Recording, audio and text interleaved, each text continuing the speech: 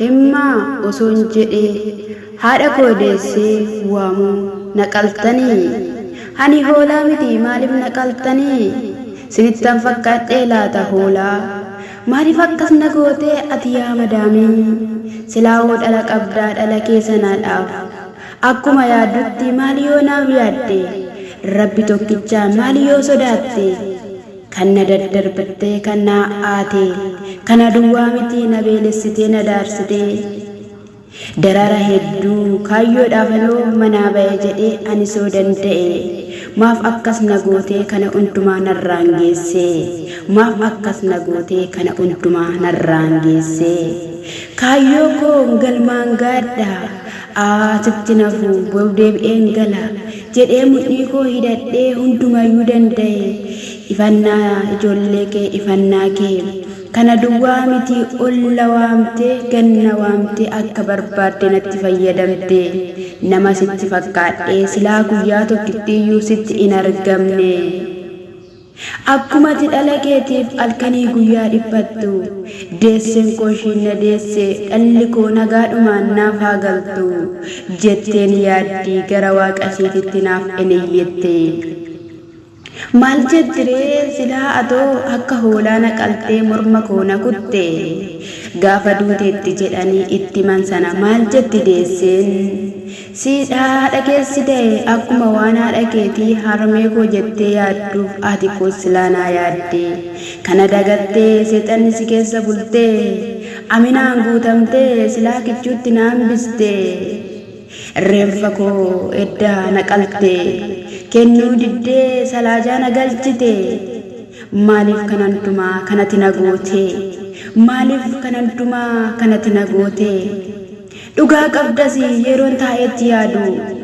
waan biyya keenya irratti ta'u viidiyoo irratti yeroo agartu kilooti miti biyya keessan keessattuu kan ta'aa jiru biyyi keenya gaariidha jettanii afaanii maanutti odeessitu jettanii nu deebistanii dhugaa qabdu sinuu mootummaa sin qabnu kan nu dubbatu dallaalonnis kaa hedduun nutti taphatu bilbila isaanii gaafa boolee nu seensisanii birrii 100 50 60 70 fudhatanii bilbila isaanii dirqimnurraa godhu rakkoon nurra ga'e darara beelaaf dheebuu jennee gaafatti dubbanne insobdaa kaayyoof manaa baate fedha hojii hin qabdu gadi taa'e hojjedhu isa beekaa akkan hojiidhaaf dhufee naami jechuu dhabeen jedheen sitti bilbilee atis kaleessa akkasuma kan turte mana madaamii har'a manachi keessaa baatee jennaani maal ati kan of seete amman qalamee amman du'utti haadha kootiif illee fayyaa akkan hin galle angati na gootutti taa'een ilaalu jedheen sirratti bilbilee egaa haa ta'u wanti godhamu hin jiru yookaan lubbuun ba'u lammiin koo haa ba'u ani garuu biyya lafaa kanarraa deemeera reenfa koo irratti baay'ee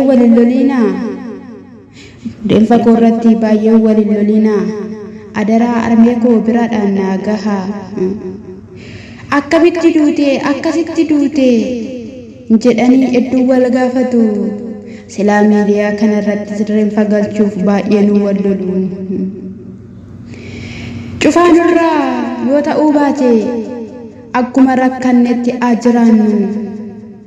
dararama kana hundumaayyuu mannaa hiyyadhaan hin jedhu osoo gadi baanee iyyine kan nu birmatu tokkollee hin jiru akkas jedhamiti mootummaa jedhanii kan yeroo baay'ee dubbattanii waraqaan qabanii nuti isaan hin beeknu yaada isaaniitii kan biyyaa bahanii akkamaa goonu nuti jedhee dubbata inni insafeeffatu lammii kootii kan biyya hormaa keessatti rakkatu jedhee tasumayyuu hin yaadu hirruudha sammuu kan achi keessa jiraniifuu iddoo laanne kan biyyaa ba'an akka fedha isaanii ta'an jedha maal doonu laata henne ni beekna waadama keenya akkatti jiraannu gubbaa keenya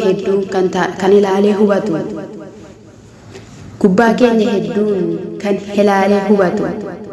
keessinuu waadamee cammi amneerra akka soogiddaa bandheerra akka dhadhaa akka waan gatii hin qabnetti hundi keessanuu nu laaltu. Otoo nuti hin jiraanne faayidaa tokkollee akka hin arganne biyyiyyuu abeeku. Nurraa dhaabaa isiniin jenna irra deddeebinee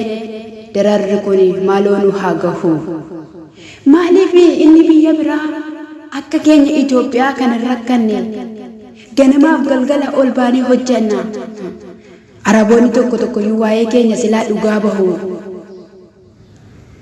Si waa'ee keenyaaf tasumaan dubbattanii shaamarree biyya harabaa ishii gallamootaa ishee akkasiin hin jettu. Nuti mana madaamii keessa sa'aatii 24 kan gugguufnu.